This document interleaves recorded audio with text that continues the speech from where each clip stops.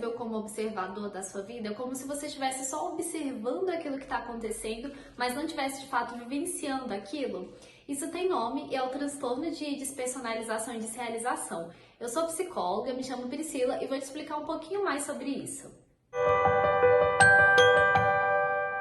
Para te explicar melhor, vou te dar um exemplo para que você veja bem claramente como que essa situação pode acontecer. Imagina a Paula. Paula é advogada, tem uma rotina muito corrida, fica muito tempo atendendo os clientes dela dentro do escritório, faz academia. Ela é conhecida por ser uma pessoa bem tranquila, muito paciente, as pessoas gostam muito dela, gostam muito da presença dela. E a Paula tem essa rotina bem puxada, cumpre com as obrigações dela, gosta de passar um tempo com os familiares, com os amigos. E aconteceu uma coisa que a Paula começou a observar, que as coisas estão diferentes para ela. Ela começou a ver que quando ela está nos ambientes, ela se sente diferente. Ela começou a perceber que quando ela está ali, ela não sente mais que ela participa da forma ativa que ela fazia antes. É como se ela estivesse ali apenas como observadora. Esse transtorno de despersonalização, ele acontece com algumas pessoas, geralmente a taxa baixa, em média de 1% da população, mas ele acaba trazendo muitos prejuízos, porque a pessoa acaba tendo um sofrimento de se sentir dessa forma, ela tem uma dificuldade de viver o momento presente, ela tem uma dificuldade de sentir que ela tá ali, ela acaba se sentindo muito mais um observador, é como se ela estivesse em um filme. Então, os sons é como se eles estivessem mais abafados, as cores como se elas estivessem menos vivas. Então, tudo acaba sendo muito diferente. A sensação que ela tem, ela tá ali, ela sabe que ela tá ali, ainda assim é diferente. Ela sente como se ela só estivesse ali observando o que tá acontecendo. Isso é algo que pode acontecer com todo mundo. Na verdade, o nosso corpo, ele vai usando mecanismos, a nossa mente vai criando estratégias para nos proteger. Quando ela acha que a gente está em uma situação de perigo, uma situação que pode ser ameaçadora de alguma forma e nos prejudicar, ela vai criando estratégia. Então, às vezes, essa despersonalização, esse afastamento, às vezes, que a gente tem, ele acontece, só que de uma forma mais pontual. Só que quando ele se torna um transtorno, isso acaba sendo um problema. Então, qualquer pessoa pode ter esse transtorno de despersonalização ou ter isso em alguns momentos. Então, se você está se identificando com o que eu estou falando, está fazendo sentido para você, é importante que você busque a ajuda de um profissional para conseguir entender o que está acontecendo. Até porque isso acontece em outros transtornos, e às vezes você tem esse sintoma, mas você não tem um transtorno de despersonalização e desrealização, então é bom você ver o que está acontecendo. E tem alguns pontos que dá para observar quando alguém tem esse transtorno. Um deles é a ocorrência de traumas. Às vezes, pessoas que passaram por traumas, elas acabam tendo esse transtorno, elas acabam tendo esse distanciamento das coisas. Esse distanciamento das pessoas justamente também como essa forma do corpo de estar ali se defendendo, de estar lidando com essa situação. A mente acaba criando isso para conseguir lidar com esse transtorno.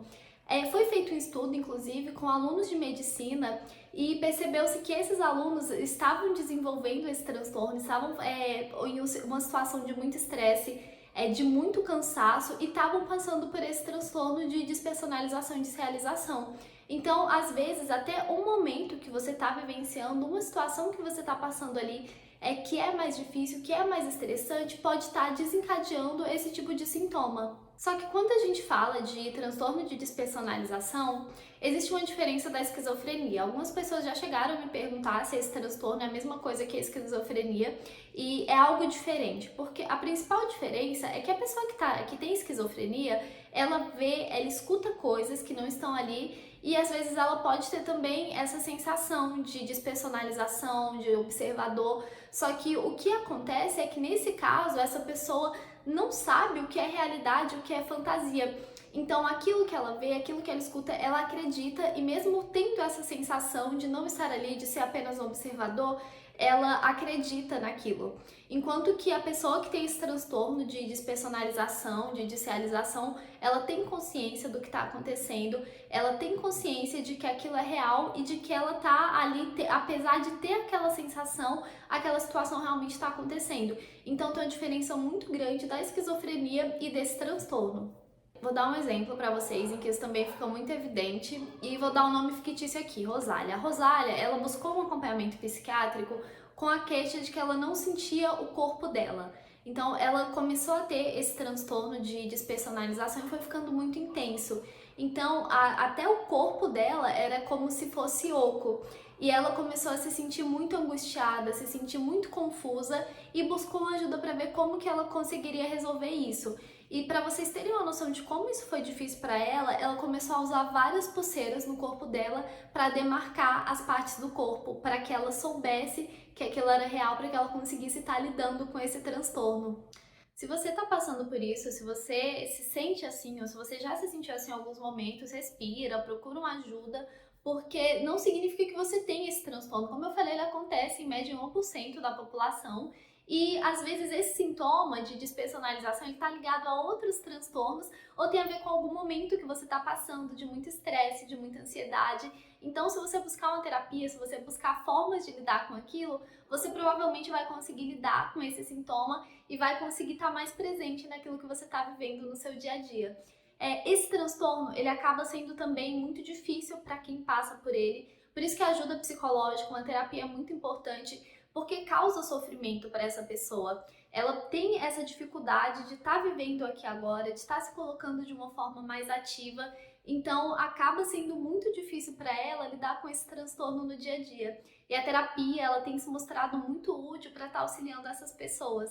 Bom, coloca aqui pra mim o que você achou desse vídeo, conta se você já passou por isso, se você já se sentiu dessa forma ou se você conhece alguém que já vivenciou isso.